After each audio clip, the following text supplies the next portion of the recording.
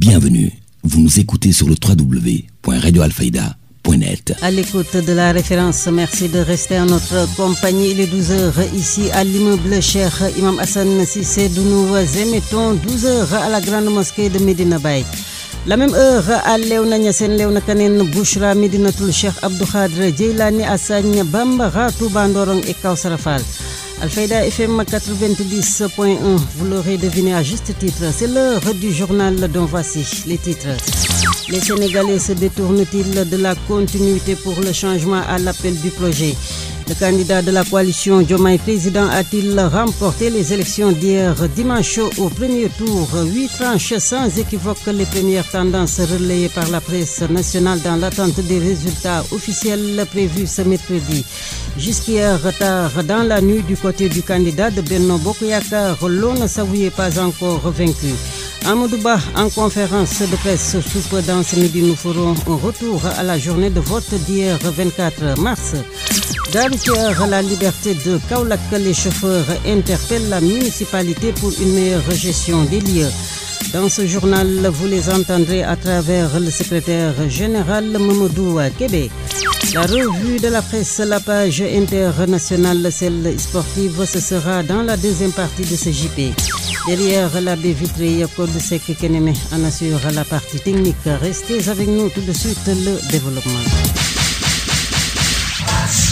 Le journal Neifatou Cissé. 5e président du Sénégal, selon les premières tendances, Bassirou Diomaye Faye a reçu hier les messages de félicitations de plusieurs candidats.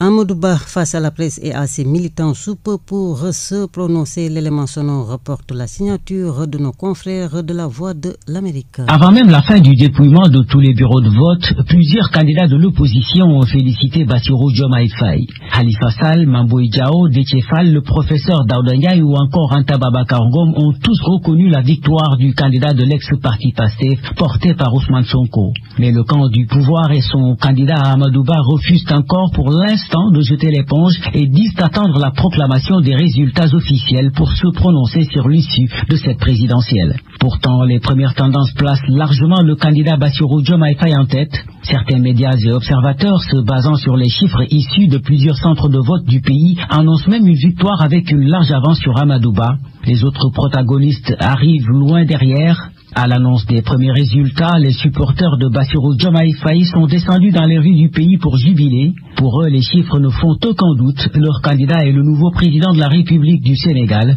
Les prochaines heures seront certainement décisives pour la suite. Wahani Johnson Sambou, Dakar pour VOA Afrique.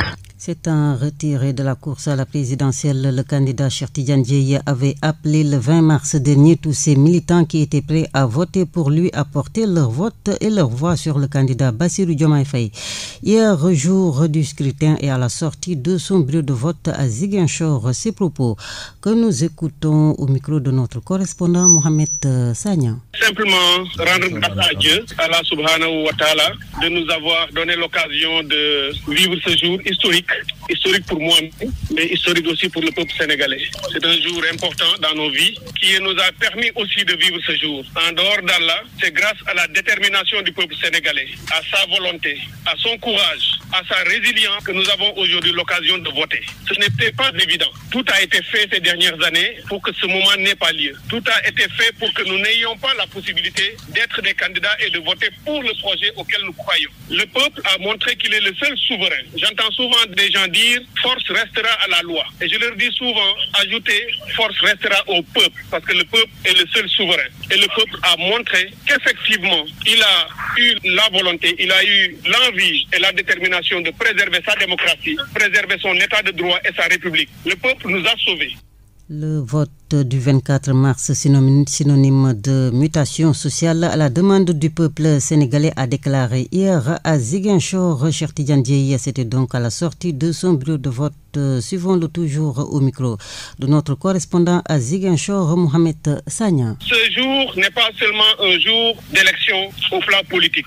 C'est un jour de mutation sociétale. Le peuple sénégalais a décidé que notre société va changer. Demain, ce sera un nouveau Sénégal qui Inch'Allah, un Sénégal de paix et de justice, un Sénégal de prospérité, un Sénégal de fraternité, un Sénégal de cohésion. Notre peuple a été divisé ces dernières années. Nous avons vécu des traumatismes, beaucoup de tensions, beaucoup d'angoisse. Nous avons perdu beaucoup des nôtres qui ont laissé la vie. Beaucoup ont été mutilés à vie, ont perdu des membres. Beaucoup ont perdu leur travail. Des familles ont été disloquées. Cette division a été douloureusement vécue par le peuple sénégalais. Des milliers de jeunes ont été emprisonnés. Beaucoup ont quitté le pays pour aller à l'exil. Cela doit cesser et cela cessera, Inch'Allah. Avec l'aide de Dieu, avec la volonté du peuple sénégalais qui se prononce aujourd'hui, montrant qu'il voulait ce vote, il est allé le chercher très loin. Il en a fait un instrument de sa transformation. Dans d'autres pays, quand des moments de mutation et de transformation arrivent, les gens se battent.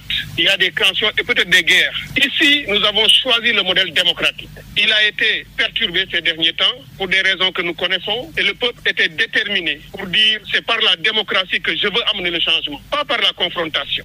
À Ziguinchor, hier dans la matinée, Cheikh Tidiane Dièye. Et pendant ce temps-là, à Kaolack, l'avocat Maître El Hadji Diouf, candidat recalé, à sa sortie de son bureau de vote, un extrait de sa réaction face à la presse. Je voudrais ici, à Kaolack, rendre un hommage appuyé, mérité au chef de l'État, le président sortant, le président Macky Sall, qui nous a permis pour la première fois d'assister à une élection présidentielle organisée par un président qui termine son mandat. Ça, c'est vraiment historique et les gens veulent tout faire pour salir alors ce départ extraordinaire de Macky Sall. C'est un hommage que je tenais à lui rendre. Maintenant, cette élection se tient dans un contexte extrêmement difficile au niveau de la géopolitique. Nous devons faire attention pour choisir l'homme qu'il faut à la place qu'il faut. L'élection présidentielle, ce n'est pas un jeu d'hasard. C'est un choix déterminant pour l'avenir, pour le devenir de notre peuple. L'œuvre gigantesque entreprise par son prédécesseur, le très grand président, le président Macky Sall. C'est pourquoi je voudrais inviter les Sénégalais à ne pas se laisser manipuler, à ne pas se laisser alors traumatiser en pensant qu'on va vers la guerre. Non, on va vers la paix. Mamadou Ba est un homme de paix. Maître El Hadji Diouf, et puis à Kaolack également en réaction hier matin, jour du scrutin, celle de l'ex-président du conseil départemental de Kaolack, Baba Ndiaye. Qui vient donc de faire son vote et appeler l'ensemble des Sénégalais, ici à Kaolack comme d'ailleurs, de bien vouloir remplir le devoir citoyen de venir voter pour l'élection présidentielle. Nous sommes très rassurés ici aux abattoirs parce qu'il y a une forte mobilisation de 6 heures du matin. Les populations, adultes, femmes, jeunes et garçons, jeunes filles comme garçons, sont en train de s'atteler à cet exercice citoyen de voter pour élire le prochain président du Sénégal. Nous sommes rassurés ici aux abattoirs. Inch'Allah Rabbi, le président Amadou Ba va l'emporter. Nous sommes rassurés également que le cas des abattoirs sera le cas de Kaolack et qu'il sera tranquille pour que la continuité puisse exister. C'est que l'ensemble des réalisations qui ont été exercées par le président Macky Sall, que l'élection d'Amadou Ba soit un hommage, une acceptation des centres de réalisation qu'il a fait. Donc, d'ici 18h, Inch'Allah Rabbi, nous sommes rassurés, s'il plaît à Dieu, que nous allons manifester et célébrer l'élection du 5e président de la République, et ce sera Inch'Allah Amadou Ba, ce haut cadre qui a accompagné le président Macky Sall dans la mise en œuvre d'excellents projets au service des populations du Sénégal. L'actualité régionale, nationale, c'est sur Alfayda FM 90.1. Direct du studio Alioune Momar Alilo, 12h bientôt passé de 10 minutes à la gare routière La Liberté, envahie par les ordures, d'où la colère des chauffeurs qui dénoncent d'autres manquements. La municipalité pointée du doigt, reportage signé Cheikh Tidiane Diagne. Le regroupement des chauffeurs de la gare routière Liberté affiche leur mécontentement à l'endroit des autorités municipales. Mamadou Kébé est le secrétaire général des chauffeurs. Pour les ordures, il fallait au minimum associer UCG uniquement pour vraiment nettoyer la gare routière. Bientôt, c'est l'hivernage. Si on ne nettoie pas la gare routière, si on n'enlève pas les ordures, et si l'hivernage vient dessus, ça va poser beaucoup de problèmes. Ça va amener des odeurs nauséabondes et que ça pose problème sur la santé des gens qui se trouvent au niveau de la gare routière. Le futur ministre des Transports, si Inch'Allah sera quelqu'un qui vraiment compte pour régulariser le secteur du transport, doivent effectivement partager avec les éléments du secteur du transport. Le manque d'électricité, le mauvais état des routes, entre autres difficultés, ont été également dénoncées par le secrétaire général du regroupement des chauffeurs. Les autres difficultés, c'est la dégradation des voies, c'est-à-dire le goudron. Là où stationnent les véhicules, on doit reprendre les infrastructures. La sortie de la gare routière doivent être réaménagées pour que vraiment les crues qui sont sur le goudron ne s'améliorent plus. On doit les réparer. Mamadou Kébé, secrétaire général du regroupement des chauffeurs, interpelle les autorités sur toutes ces questions et sollicite par sa voix la modernisation du parc automobile de Kaolack. De Kaolack, Cheikh Tidiane Diagne, et nous restons à la gare routière La Liberté de Kaolack, qui n'est donc pas dans un état qui suscite la satisfaction de ses pensionnaires. Et pour cause, réécoutons le secrétaire général Mamadou Kébé. L'insalubrité au niveau de la gare routière. La gare routière est un peu chiffonnée, un peu sale. Pourquoi? Parce que le regroupement n'a pas de capacité pour faire tout ce qu'il faut faire pour dégager les sachets, dégager les déchets, franchement parler. Donc ça, c'est un grand problème au niveau de la gare routière. Il y a un autre problème au niveau de la gare routière et au niveau du secteur du transport en général. C'est le problème des mesures que le gouvernement a posées sur notre épaule. C'est-à-dire arrêter la circulation des véhicules de transport en commun à partir de 0 heure. Alors qu'à partir de 18 heures, les chauffeurs de transport en commun hésitent à chaque instant pour prendre les clients parce qu'ils ne veulent pas rester à partir de 0 heure en plein air avec les clients sans pour autant leur amener à bon port. Donc ça, c'est un problème sérieux. Et quand on arrête les véhicules de transport en commun, on facilite les véhicules qu'on appelle les wargandés, c'est-à-dire les véhicules qui font le transport irrégulier, de prendre les clients et de les amener à bon port. Donc ça, c'est un problème majeur. L'autre problème, c'est que les commerçants, les taximans, les vendeurs qui sont au niveau de la gare routière, ils ne travaillent plus à partir de 18 heures. Donc ça, c'est notre problème. Et que nous faisons partie de la population du Sénégal. Le secteur du transport. Si quelqu'un peut développer le secteur du transport, c'est quelqu'un qui pourra développer le Sénégal. On ne pourra pas développer un pays sans pour autant associer le secteur du transport. Parce que le transport qui est le premier nécessité de développer un pays. Et de la gare routière La Liberté de Kaolack, excusez-moi, nous nous rendons à Nioro, plus précisément à Wakunguna, où a été clôturée semaine dernière une session de formation à l'endroit des artisans sur le matériel agricole. Suivons à ce propos Abisirandoy, chef ADL de Wakunguna. Donc je suis là aujourd'hui pour la session de clôture des formations des 15 artisans du département de Nioro pour du matériel agricole. Cet événement a été très satisfaisant et aussi très fructueux parce qu'on a rencontré des artisans très acharnés et qui ont fait du bon travail. Donc je pense que cette formation va leur permettre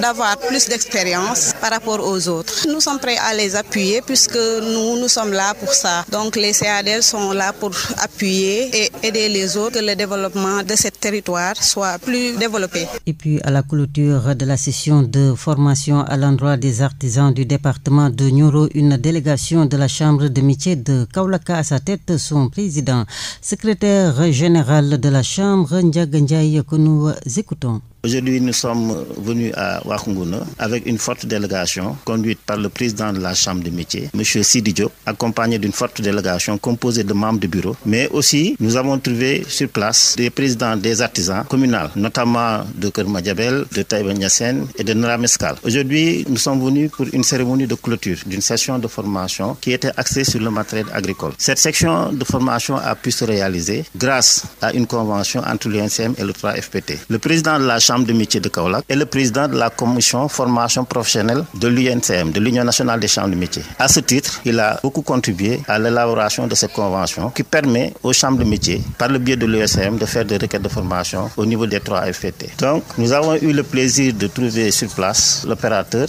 EMIA, mais aussi les bénéficiaires, un représentant du maire, mais aussi la directrice du centre de promotion du développement territorial, Mme Fall, qui représente le sous-préfet, empêché. Donc, cette cérémonie que nous réunis marque la fin d'une session de formation. Ça entre en droite ligne dans les orientations du président de la République qui prône une territorialisation des politiques publiques. Des politiques publiques, Ndiaga Ndiaye, à l'instant, il est donc le secrétaire général de la Chambre de métier de Kaolack qui, à Wakunguna la semaine dernière, est revenu sur le processus qui a abouti à la tenue de cette session de formation en direction donc des artisans. La Chambre de métier, en tant qu'agent fonctionnel de la décentralisation, a fait cette requête, mais aussi a veillé à ce que cette requête puisse être décentralisée, sa mise en œuvre puisse être décentralisée et toucher toutes les 15 communes du département département de Nioro. Donc, l'impact de cette formation est pressenti au niveau de l'économie territoriale. Parce que c'est du matériel agricole qui va contribuer à booster, à répondre aux besoins en matériel du secteur agricole au niveau du département. Il s'est agi de faire une formation sur la houssine, sur le semoir, mais aussi sur les décortiqueuses en mil, arachide et riz. Donc, ces connaissances acquises par les bénéficiaires vont certainement impacter la production agricole au niveau territorial, mais aussi va impacter les entreprises des bénéficiaires, mais aussi contribuer à relever le plateau technique, parce que ces bénéficiaires, une fois rentrés dans le terroir, vont partager avec d'autres artisans leurs connaissances et donc relever le plateau technique des artisans. Je pense que cette formation traduit le souci et l'engagement du président de la Chambre des métiers pour répondre aux besoins des artisans, mais surtout les trouver dans leur localité et leur apporter les solutions à leurs problèmes de compétences et de développement de leur entreprise. Ndiaga Ndiaye, formateur des artisans lors de la session de renforcement de capacité à Wakunguna Amoudsi, qui se réjouit de la manière dont les travaux se sont déroulés, évoque l'impact du Ramadan sur l'activité. Suivons-le. Nous étions là dans le cadre d'une formation concernant des maîtres artisans de la localité de Wakunguna. Et cette formation portait sur la fabrication de machines de décortiqueuses à riz, décortiqueuses à mil et décortiqueuses d'arachide et de houssines semoirs. Et c'était une formation de renforcement de capacité et de transfert de technologie pour les maîtres artisans de cette localité. C'était une formation qui a duré 8 jours. Finalement, on a pu échanger et avec ce dynamisme de ces apprenants, ça nous a permis d'atteindre nos objectifs par rapport à ces 8 jours pour la fabrication de tous ces machines et outils agricoles. La seule difficulté qu'on a rencontrée, c'est cette période de Ramadan. C'était pas qui d'avance qu'on pouvait réussir à cette formation, mais avec leurs compétences et leur vouloir atteindre leurs objectifs en matière de connaissances, c'est ce qui a permis d'atteindre nos objectifs par rapport à cette formation. À part ça, on n'a vraiment aucun manquement ou regret par rapport à cette formation. Et ça nous a beaucoup appris au moment où nous disons que peut-être même c'est impossible de faire des formations de ce genre en ouvrage pendant les périodes de Ramadan. Actualité internationale. Sur l'international et à 12h, bientôt passé de 18 minutes temps universel, une page qui porte donc la signature de nos partenaires de la Voix de l'Amérique. Au Nigeria, près de 140 élèves victimes début mars des plus importants enlèvements de masse enregistrés ces dernières années ont été libérés sains et saufs. L'annonce a été faite hier par l'armée et les autorités locales, ajoutant que les enfants ont été secourus dans l'état des Zamfara et seront remis au gouvernement de l'état de Kaduna où ils avaient été enlevés. Les enfants âgés de 8 à 15 ans, selon des informations de presse, avaient été emmenés le 7 mars par des hommes armés qui avaient attaqué leur établissement scolaire dans le village de Kuriga, dans le nord-ouest du pays, théâtre d'enlèvement à grande échelle ces dernières années. Actualité internationale. Dans l'est de la République démocratique du Congo, au moins 11 personnes ont été tuées samedi dans une double attaque attribuée aux rebelles ADF autour de la ville de Béni. L'attaque a été revendiquée par l'État islamique qui reconnaît les ADF comme sa branche en Afrique centrale. Nous ne comprenons pas pourquoi la sécurité n'est pas garantie dans notre zone alors qu'il y a les forces armées de la RDC, des militaires ougandais déployés en soutien à l'armée congolaise contre les ADF depuis 2021 et la MONUSCO, se plaint Makofi Boukoukou, un notable du territoire de Béni. Actualité internationale. Le secrétaire général de l'ONU appelle Israël à lever les derniers obstacles à l'entrée de l'aide à Gaza et à un cessez-le-feu pour mettre fin au cauchemar de la population après 5 mois et demi de guerre entre Israël et le Hamas. En visite en Égypte, Antonio Guterres a réclamé un cessez-le-feu humanitaire immédiat et la libération immédiate de tous les otages retenus à Gaza depuis le début de la guerre le 7 octobre. Les bombardements israéliens et les combats font toujours rage dans le territoire palestinien assiégé et au bord de la famine, alors que les négociations sur une trêve ne montrent aucun signe de progrès. Le Conseil de sécurité de l'ONU tente à nouveau ce lundi d'adopter un texte exigeant un cessez-le-feu immédiat à Gaza, un appel plusieurs fois bloqué par les États-Unis. Actualité internationale. Le gouvernement américain a affirmé dimanche qu'il n'y avait aucune implication ukrainienne dans le massacre au Crocus City Hall à Moscou. Après que le président russe Vladimir Poutine a évoqué un lien avec l'Ukraine, il n'y a aucune preuve selon laquelle l'Ukraine est impliquée dans le massacre qui a fait au moins 137 morts et le groupe État islamique est responsable, a rétorqué la vice-présidente américaine Kamala Harris. Lors d'un entretien télévisé dimanche, Washington répond ici à l'allocution samedi de Vladimir Poutine qui avait dénoncé un acte terroriste barbare et annoncé que les 4 4 auteurs de l'attentat avaient été arrêtés alors qu'ils se dirigeaient vers l'Ukraine, sans mentionner la revendication du groupe État islamique. L'Ukraine a par ailleurs rejeté toute implication dans cette attaque. Actualité internationale. Donald Trump fait face ce lundi à 2 échéances cruciales devant la justice de New York. Inculpé dans 4 affaires pénales et déjà condamné à de très lourdes amendes dans 2 procès, l'ancien président des États-Unis a rendez-vous, je le disais, avec un juge du tribunal pénal de Manhattan pour qu'il fixe une nouvelle date à son procès historique dans une affaire des paiements à une actrice de film X. Ce lundi aussi, devant cette même justice de New York, Donald Trump doit fournir la garantie qu'il payera près d'un demi-milliard de dollars d'amende auquel il a été condamné au civil avec ses fils Eric et Don Jr. pour fraude financière au sein de leur empire immobilier Trump Organization dans les années 2010. Actualité internationale. Et sport.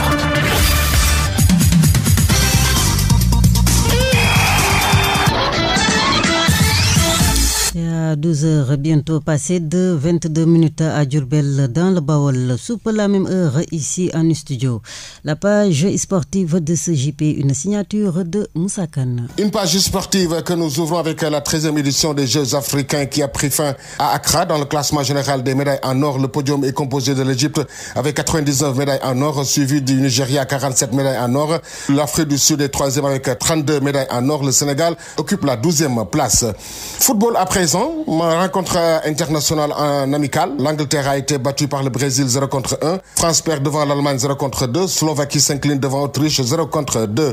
Tour préliminaire CAN 2025. Les matchs allés se sont joués. Somalie a perdu devant Eswatini 0-3. Djibouti a perdu devant Libéria 0-2. Tchad bat Île Maurice 1-0. Les phases retour sont prévues demain. Eswatini reçoit Somalie. Île Maurice reçoit Tchad. Libéria reçoit Djibouti. Soudan du Sud reçoit Sao Tomé et Principe. Parlons basketball à présent. Tournoi international de l'amitié à Bamako. Chez les filles et les garçons, le Mali va abriter du 24 mars au 1er avril. 8 sélections de 5 pays vont y participer. Place à votre rubrique Sport et Ramadan. Votre rubrique Sport et Ramadan.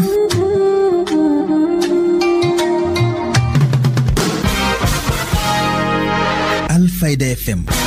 Il y a bien évidemment des mesures à respecter quand vous faites du sport pendant le ramadan. La première et la plus importante pour moi, c'est de boire beaucoup d'eau. Il faut vraiment éviter la déshydratation pendant le ramadan. Vous devez boire au moins 1,5 litre d'eau entre la rupture du jeûne et le début du jeûne. Et ce que je vous recommande, si vous faites du sport pendant le ramadan, pour chaque heure de sport, boire au minimum 500 ml d'eau. La deuxième mesure, c'est éviter vraiment de faire du sport intense. Ou du sport intense si vous n'en aviez pas l'habitude auparavant. La troisième, il faut arrêter immédiatement de faire du sport si vous ressentez des douleurs au ventre, une accélération de votre rythme cardiaque, des maux de tête ou des douleurs au niveau de vos muscles. Pour ce qui est de la nutrition, il est important d'avoir une alimentation variée durant cette période de ramadan et de conserver un apport équilibré en protéines, en glucides, en lipides, en sels minéraux et surtout en liquide pour permettre à votre corps de subvenir à tous ses besoins durant cette période. C'en est tout pour cette page sportive.